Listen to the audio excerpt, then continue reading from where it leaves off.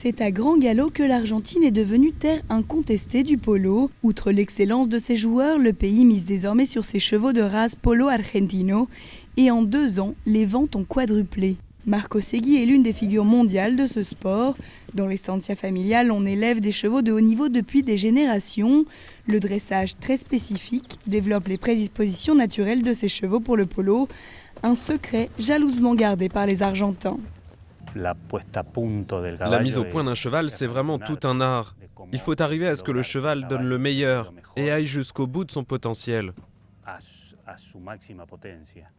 Derrière le talent naturel de ces chevaux se cache aussi souvent une savante combinaison génétique. La transplantation d'embryons s'est beaucoup répandue. Grâce à cette technique, non seulement on croise les meilleurs pédigrés, mais surtout chaque jument peut donner 5 à 12 ovules fécondés par an, tout en continuant à jouer.